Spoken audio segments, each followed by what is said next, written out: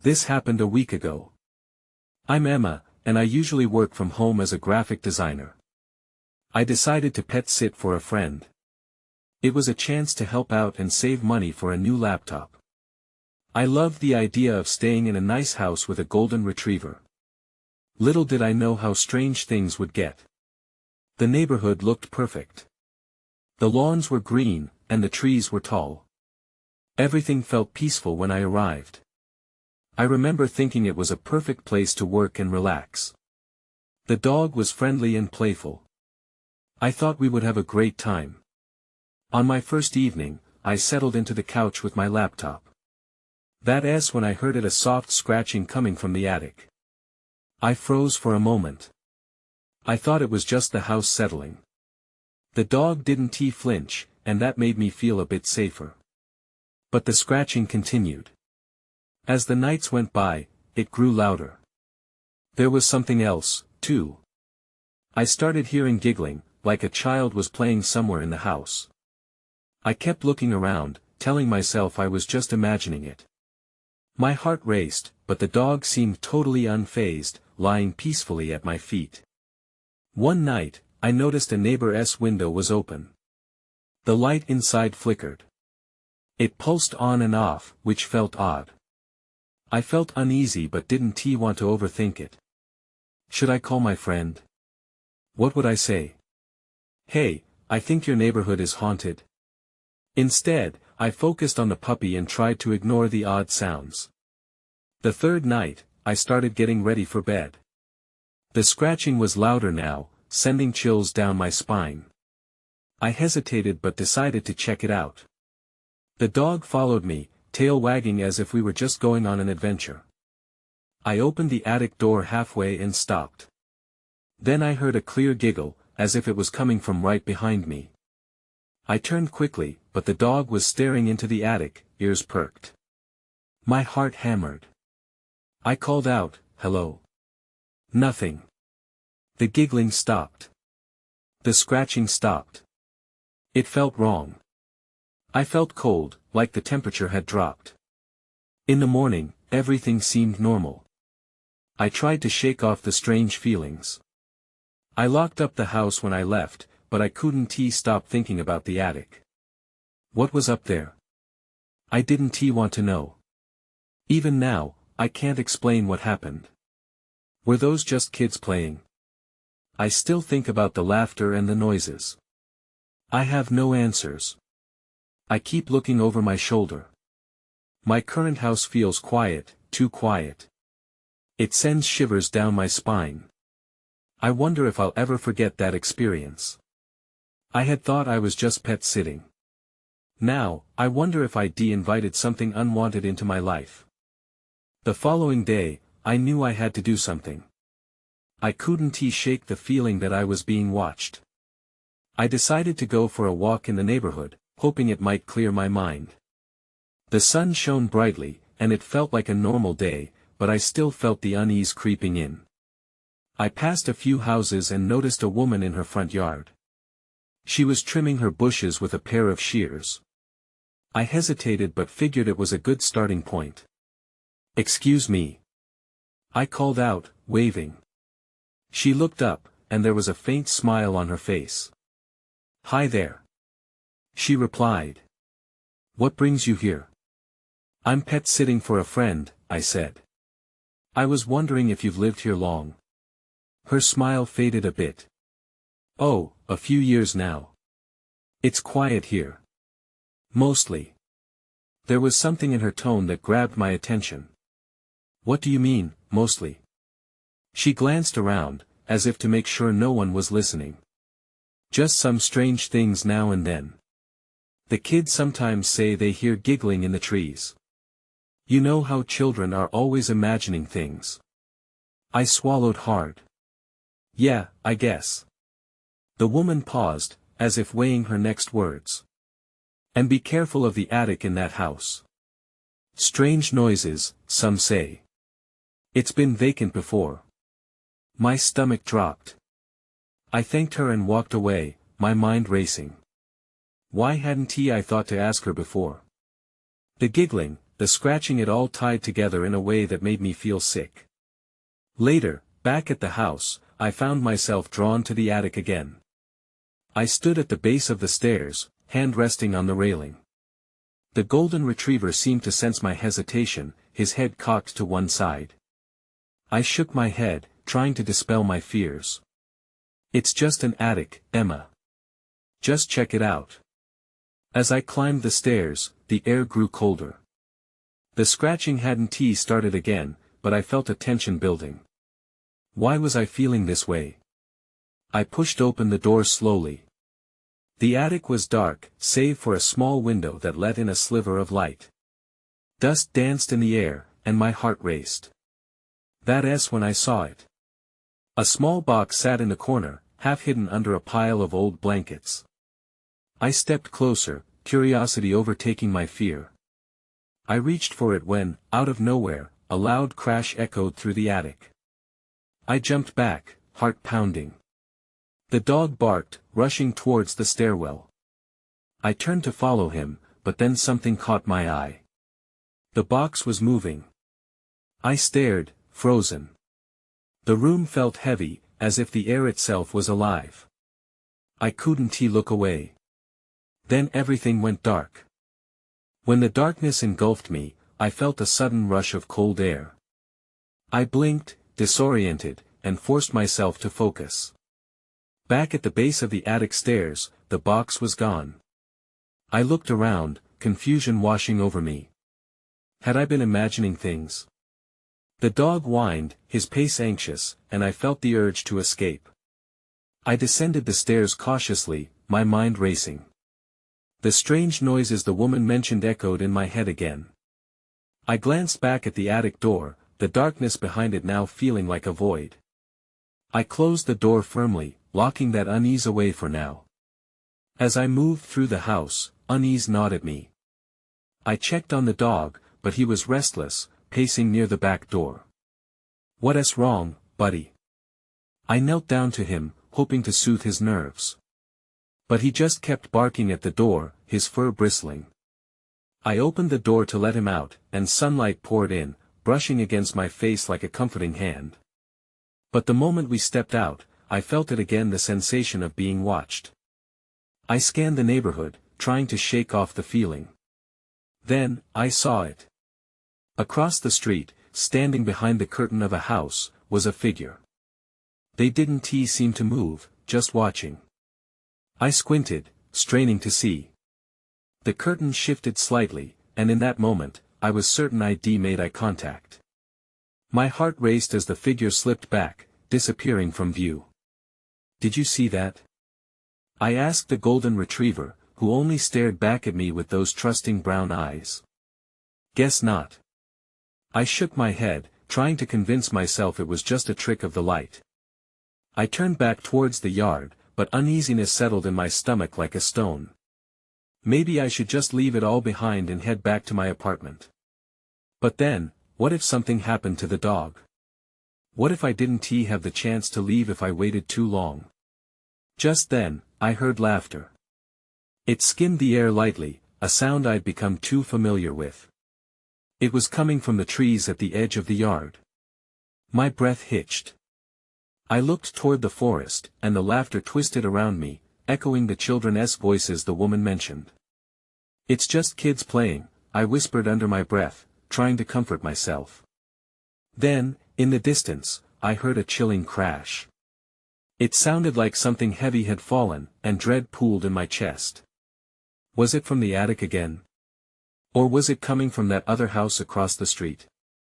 I turned to go back inside, but the golden retriever stood frozen in place, his ears perked. He was staring intensely at the trees. I tugged at his leash, desperation flooding me. "Come on, let us go." But just as I moved, I caught sight of something younger, smaller figures peeking from behind the trunks of the trees. Despite my instinct to flee, my curiosity propelled me forward. A group of kids. But how had I not noticed them before? "Hey!" I called out, my voice wavering. "What are you doing?" They giggled again, the sound drifting over. But instead of responding, they disappeared deeper into the thicket. I called out again, but now it felt like I was trailing an illusion. Should I follow? Heart racing, I stood at the edge of the yard, torn between fear and intrigue. Each moment felt like a decision that could lead me deeper into the mystery or into danger. Then, without warning, an eerie silence fell over the area. I was no longer alone. Someone was behind me. I turned slowly, feeling the hairs on the back of my neck stand up. The sunlight suddenly felt harsh, a stark contrast to the chill creeping through the air. Standing there, just a few feet away, was a girl. She looked about 7 or 8, her dark hair tangled and wild, her eyes wide and unblinking. "Who are you?" I managed to ask, my voice barely above a whisper. The dog sniffed the air, his tail stiff and low. "Are you lost?" she asked, tilting her head slightly. Her voice was soft, almost melodic, but there was something unsettling about the way she stood there too still, like a statue. "I'm not lost. I'm just looking for something." I didn't want her to think I was afraid, but uneasy feelings washed over me. "What are you doing out here?" She pointed towards the trees where the other children had been. "They want to play, too." "Who?" I glanced back at the trees, but they were still and quiet now, as if all life had been sucked from the area. "Where are your friends?" Her eyes glimmered with mischief. "They're hiding. Do you want to find them?" Before I could answer, the dog barked, breaking the tension. I reached for his leash, wanting to hold him close. "Maybe we should go inside. It's not safe out here." Then, in an instant, her expression turned serious. "You shouldn't talk to them." "What do you mean?" My pulse quickened. "The ones in the trees," she said, her voice dropping lower. "They don't like it when you talk to them. They will come for you if you do." "What do you mean by that?" My heart raced as I felt the weight of her words. I glanced back towards the trees, and for a moment, I thought I saw movement. Just a flicker, a shadow dancing between the trunks. Suddenly, I heard laughter again, but this time it echoed in a twisted way, as though the sound itself held malicious intent. The girl stepped back, her demeanor shifting to frantic concern. "They're coming. You have to go." "Wait, who is coming?" Panic bubbled inside me. But before she could answer, she turned and dashed into the thicket, disappearing faster than I could react. I stood frozen, torn between the urge to chase after her or heed her warning. The dog started barking, pulling at his leash. "Let us go!" I shouted, but before I could move, a figure materialized near the edge of the woods. It looked like an adult, dressed in dark clothing, their features hidden in shadow. My stomach dropped. I couldn't remember how long they had been there, but their eyes glared at me, ravenous and intent. "Who are you?" I called out, my voice trembling. "Leave," the figure said, their voice low and gravelly. "You don't belong here." I felt what little courage I had left seep out of me. I turned and ran. The dog surged ahead, pulling me towards the house. I slammed the door shut behind us, breathless, heart racing, as I leaned against it. What had just happened? Who were those children? And what did that figure mean I didn't belong here? My thoughts raced in spirals, too fast to grasp. I glanced out the window, half expecting to see the girl again. Instead, the yard was empty. The atmosphere was thick with a silence so heavy it felt alive. Then, just as I thought the worst was over, there came a soft knock at the back door. I froze at the sound. The gentle knock echoed in the stillness like a warning, reminding me of what had just happened outside. My heart raced again, disproving any sense of calm that might have settled over me. Was it the girl? Had she come back? Or was it someone else? The dog whined softly, his body tense. I glanced back at him. If he was nervous, then I definitely was too. "Stay here," I whispered, even though I knew he wouldn't. I took a cautious step towards the back door, the wood grain rough against my palm. With my other hand, I reached for the old-fashioned deadbolt. Slowly, I pulled it back, my breath catching in my throat. The knocking sounded again, this time more insistent. "Let me in," a voice called softly from the other side. It was high-pitched and almost sweet, but I felt a chill ripple down my spine. "Who are you?" I asked, trying to keep my voice steady. "I'm not letting you in." "It's me," the voice replied, sounding strangely familiar. "I just want to play." I hesitated. The playfulness of her tone clashed with the terrible suspicion threading through my mind. "What do you mean?" I pressed. "Please," she pleaded. "I'm scared." "They're coming. Just open the door." My stomach knotted. My mind darted back to the dark figure in the woods. Had it really been a warning or a threat? I didn't respond, keeping my lips pressed tightly together. I felt foolish for even considering it, but something tugged at my heart. I wanted to believe her. The pauses in her knocking grew longer, replaced by silence so deep I could hear my own breath quickening. Just as I turned to back away, she spoke again, her voice barely above a whisper. "I didn't want to get you in trouble. They wanted to see you, but they don't like it when you talk." "What do you mean?" I asked, growing impatient. But she didn't answer. There was only a soft shuffle, then silence. The hairs on my arms stood on end as I felt an unease settle in my chest. I took a step back from the door, my instincts screaming for me to stay away. Why was I even entertaining this? The girl from before had warned me. I should be scared of whatever lay beyond that door. Suddenly, I heard it again.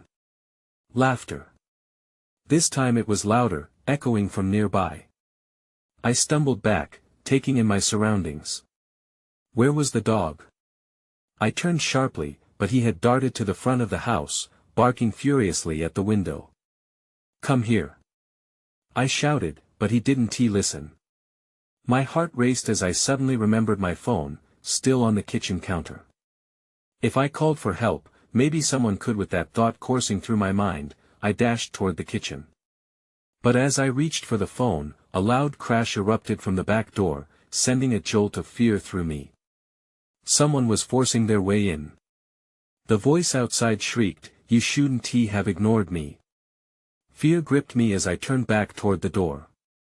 I didn't know what lay in wait, but I knew it wasn't good. I had to get to safety. I barely had time to breathe before the door splintered. A shadow, hulking and dark, crept into view. I took a shaky step back, my chest pounding as adrenaline coursed through my veins. The laughter continued, mingling with a sense of terrible satisfaction that seemed to hang in the air. "Stop!" I shouted, my voice wavering. "Who are you?" The figure paused, the silhouette shifting slightly as if considering my plea. "You'll find out soon," it taunted, a grin stretching across its face. The voice was not the same as before, but it was equally unsettling. My instincts blared louder than the chaos outside. I needed to escape now. I turned abruptly, heart hammering as I thought of the window. The front door was still open, the dog barking like mad, but I had to make it to the kitchen first.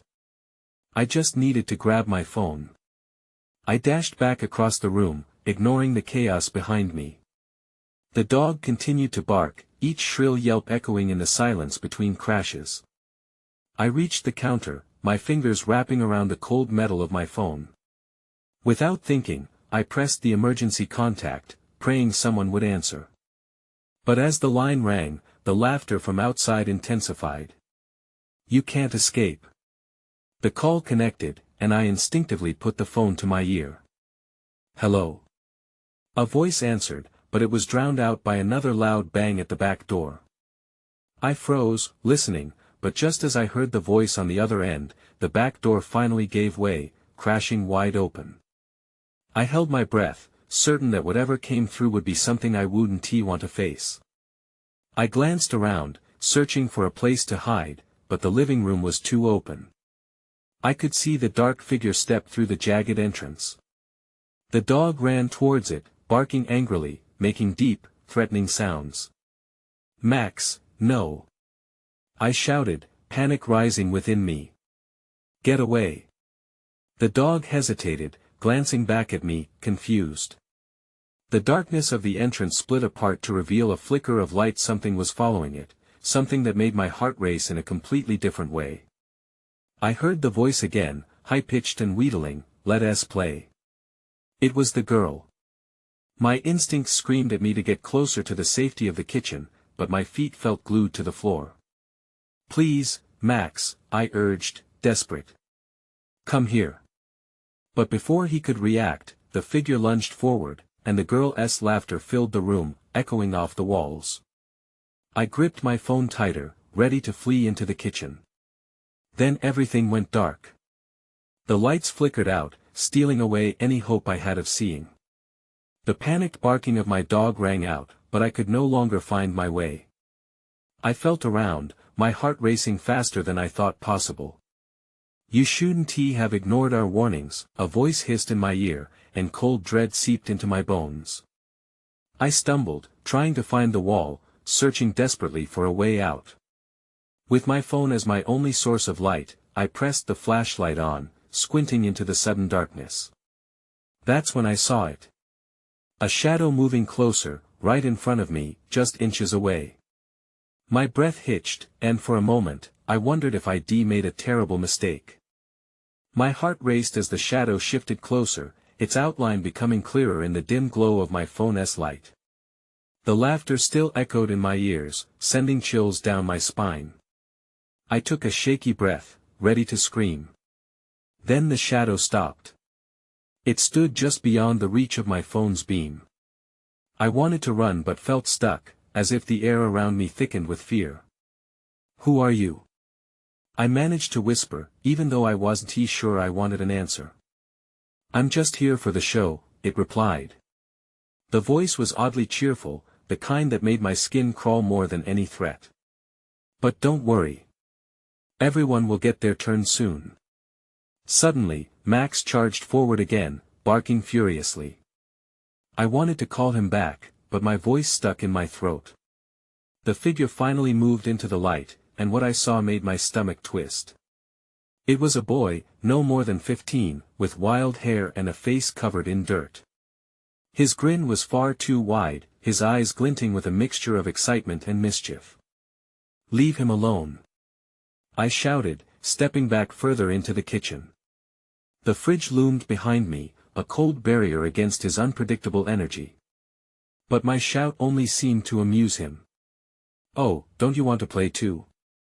It's not just about your dog." He stepped back into the shadows, and I instinctively turned to check on Max. The dog had stopped barking, pacing nervously at my feet as if sensing our shared dread. I scanned the room, searching for an escape route. As if the universe read my mind, the door slammed shut, cutting off any possible exit. The sound made me jump, spinning back toward the stranger. My breath quickened as I steadied myself against the kitchen counter. "Why are you doing this?" I asked, desperation creeping into my voice. My phone's battery was flashing red, the light dimming, threatening to leave me in darkness again. "It's simple," he chirped back. "We're bored. This is way more fun than what we were doing before." His eyes glimmered with a glee that sent alarm bells ringing in my head. "Who's we?" I barely managed to choke out. "You'll see," he said, the playful tone sharpening. Before I could respond, he moved again, flicking on a small lamp set on the counter. The warm glow filled the space, but it only highlighted the chaos around me: the shattered door, the barking dog still trying to protect me, and the boy's eager eyes. I could see more shadows moving outside, nearby. There were more of them. I realized with horror that the laughter I heard wasn't just from him. There were more children, more figures lurking in the corners, all waiting for something. My heart sank. I never should have agreed to watch this house. Whatever was happening, it was escalating, and I felt trapped. Then I had a thought. The back door was still vulnerable. If I could just reach it, maybe I could get out. But first, I had to make a plan. I needed to distract him. "Are you hungry?" I asked, my voice steadying for the moment. "I can make something for all of us." "You said you wanted to play, right? Let us have a feast first." His grin faltered, and for a split second, I thought I saw hesitation. But it quickly returned. "Okay. I'll manage the fun. Just make sure it's good." I darted for the back door, but before I could get far, he shouted, "No. You have to stay here." Frozen in place, I sensed the darkness creeping closer from outside, and it dawning on me that I was running out of time. That's when I heard it again, the girl's laugh, soft and menacing, right behind me. Let us play. I was out of options. The laughter hung in the air, chilling me to the bone. I turned slowly, scanning the kitchen for the source, my eyes darting across every shadow. "Where are you?" I asked, struggling to keep my voice steady. "Right here," came the cheerful tone again, but this time it was accompanied by a flicker of movement behind me, a dark shape darting past the doorway. I spun around, my heart racing. Max whined, pressing against my legs, mirroring my fear. "Stop playing games," I shouted, trying to sound assertive. But deep down, I felt the knot of panic tightening in my stomach. Then I felt it cold air ghosting over my shoulder. I whipped back to find the boy was now closer, his face illuminated by the lamp on the counter, but it was the shadows behind him that caught my breath. There were at least 3 more figures, shifting just out of sight, their eyes glinting like shards of broken glass. "What do you want?" I said, my voice trembling. "Just leave us alone." He laughed again, the mix of joy and malice filling the room. "It's simple. We want you to join us. We've got plenty of games to play." I couldn't let them take Max or me. I had to think fast. I glanced back at the back door to see if it was still my way out. My mind raced as I considered my options. Okay. What if we start with a scavenger hunt?" I proposed, hoping to buy myself some time.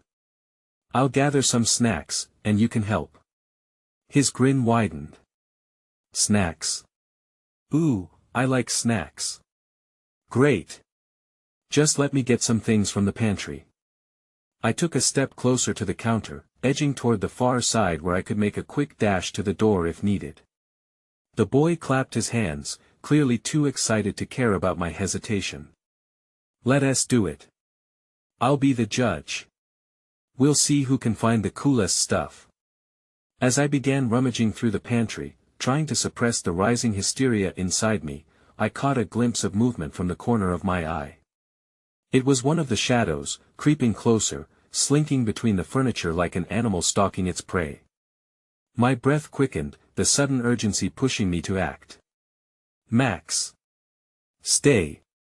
I hissed at my dog, who was ready to lunge at any intruder. His instincts were sharp, and I didn't want to risk him lunging at the shadowy figures until I had a chance to escape. That's not how the game works. The boy laughed, but I could hear something darker beneath his playful tone.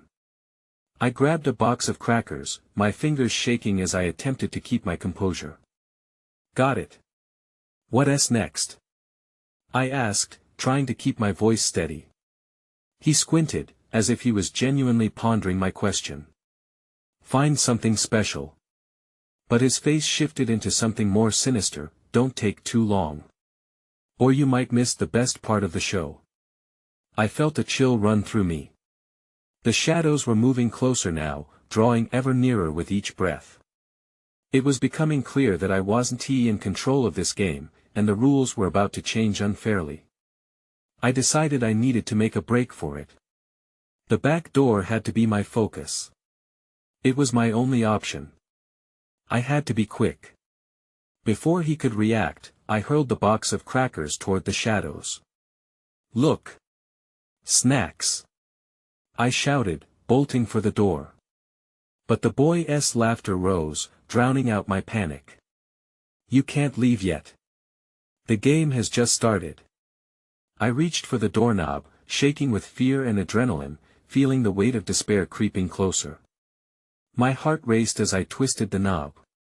That's when I felt the cold press of a small hand on my back. I didn't have time to scream. I froze, my heart in my throat. The hand on my back was small but cold, like ice cutting through my thin t-shirt.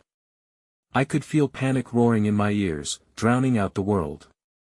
I didn't dare look back. Instead, I twisted the knob harder and yanked at the door, praying it wouldn't be locked. Don't move. The boy said, his voice suddenly serious, a stark contrast to the playful tone he had just used. You can't leave until it's all over. The door swung open, and I stumbled out into the dark. The cool night air hit me like a wave, jolting me into action. I took off toward the side of the house, desperate to find a way out of this nightmare. Max followed closely behind, his low growl echoing my fear. Run! I yelled at him, pushing through the grass. My footsteps sounded heavy, and I could hear the shadows following me, their laughter rising like a sinister song behind me. I didn't dare look back. I reached the fence and skidded to a stop, panic seeping into my bones as I realized it was too high to climb over. I turned to look at the house, hoping there might be another avenue of escape. That's when I saw it, a glowing light at the back of the yard, illuminating an old shed I had never noticed before. Go! I shouted to Max, and together we raced toward the shed, the laughter and echoes of footsteps pounding close behind. I yanked at the door, surprised when it creaked open under my trembling hands. The inside was dark and dusty, but once I was inside, I felt safe. I quickly pulled Max in and closed the door, pressing my back against it as I struggled to breathe. The shadows danced around outside, their quiet whispers now mingling with the laughter. Were they waiting for me? Shoo, I whispered to Max, who shook nervously beside me. We have to be quiet. The laughter outside dimmed for a moment, then erupted into joyful shouts. We can't play without you. The boy called. You promised to be a part of the game. I peered through a small window, my heart racing as I searched for a sign of escape. The figures were surrounding the shed now, their movements almost playful, like kids waiting for their turn at some twisted game. That's when I saw its shadows flitting between them, something larger moving among the children. There was a tall figure, obscured by darkness, towering over the rest. My stomach sank. Whoever it was, they were different, and a deep instinct told me they were the real threat. Just then, a loud bang echoed through the shed. The door rattled violently, and I pressed my body against it, panicking. It was only a matter of time before they figured out how to get in. Let us see what she finds. The boy shouted, and the figure moved closer to the door, blocking my escape route. My breath quickened as I realized I had no way out. I felt a presence behind me. It was right there, standing in the shadows of the shed. I turned, dread creeping like ice through my veins. I wasn't alone after all. My heart raced as I faced whatever was in the dark, unsure if it would help me or send me deeper into their game. Then it took a step forward, and my world spun into chaos. Now it's time to play for real, it whispered, the voice echoing in my mind. Before I could react, the ground beneath me gave way, and everything went dark. I woke up disoriented and gasping for breath, the taste of damp earth filling my mouth. Shadows danced all around me, but they felt different this time, less threatening, more familiar. I sat up slowly, blinking back the haze, and took in my surroundings. I was outside, beneath a large oak tree, where flickering sunlight filtered through the leaves. Had I escaped? Max was by my side, panting and licking my hand as if checking I was all right. Relief washed over me. I looked around, trying to piece together what had happened. The laughter was gone, replaced by the gentle rustle of leaves and chirping birds. It felt oddly serene. But the unease nagged at me. Memories of the shadowy figures flooded back, and I bolted upright, scanning the area. No sign of the kids or that ominous boy. An unsettling thought settled deep in my gut. What if this was just another illusion, another ploy to draw me back in? Max. We have to move. I grasped the dog's collar, turning to head back the way I thought was home. The dirt path felt familiar, but every instinct told me to run. We started at a brisk pace, weaving through trees, every rustle sending my anxiety spiraling. Was someone watching us? Was it over? After what felt like an eternity, I stumbled upon the edge of the neighborhood and dashed toward the nearest house. I couldn't shake the feeling of being hunted, of malevolent eyes watching. The golden retriever followed loyally at my side, his ears perked and alert. I knocked urgently on the door, breathless and terrified, when a kind face peeked through the window. It was the woman I had spoken to earlier. She opened the door wider, concern etched across her face. "Are you all right? You look, please. I need help." I gasped, trying to control my panic. "Something happened, something in the woods." She flinched but stepped aside. Come in, come in." I rushed inside, grateful for the warmth. As she closed the door behind me, I leaned against a wall, heart still racing. "There are kids, I think, or something that looks like kids. It's not safe out there." She worked to keep her expression neutral, but I saw the flicker of recognition flash in her eyes. "It's better that you're away from that house. Too many strange things have happened there over the years." "What do you mean?" I asked, searching her gaze for answers. "What's really going on?" "I can't explain all of it," she said slowly, wringing her hands. "But children have gone missing there in the past. Those sounds you heard, the noise, the laughter it can draw in others." Her voice trailed off, and a weight settled between us. "What were they?" I pressed. "Are they ghosts?" "I can't say," she said, eyes flickering to a corner, as if expecting someone to leap out from the shadows. "Sometimes children just don't leave. They linger. And they don't always play harmless games." My mind raced, flashbacks dancing through my thoughts, the figures, the laughter, the alternating fear and fascination.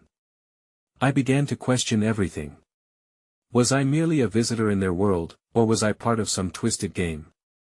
In that moment, I felt a shiver cut through me, like the air around us had thickened, almost sending a warning. The silence in the house amplified my heartbeat. "Are they still out there?" I asked, glancing out the window, half expecting to see those familiar shadows lingering close. She didn't respond, but her eyes told me she was afraid of what might come through the door. Would they seek me out or leave me alone? "I need to get back," I finally said, determination rushing back. "I can't just sit here." "Emma," she started, but I was already at the door. And then I stopped short as faint laughter floated through the air, drifting on the wind. It sent a shiver down my spine and twisted my heart with a familiar dread. I hesitated, and with that hesitation, my reality flickered. "Let's play" echoed in my ears all over again, taunting and friendly. I stepped outside, grasping Max's collar tightly. The sun dipped low in the sky, casting long shadows that merged into each other, and though the neighborhood still seemed warm and inviting, I felt something lingering underneath, a shadow that wasn't ready to release its hold. The world felt thick and heavy as I took a step forward, not knowing if I was walking back into danger or simply seeking resolution. Somewhere in the distance, I could still hear the laughter. Would it ever truly be over?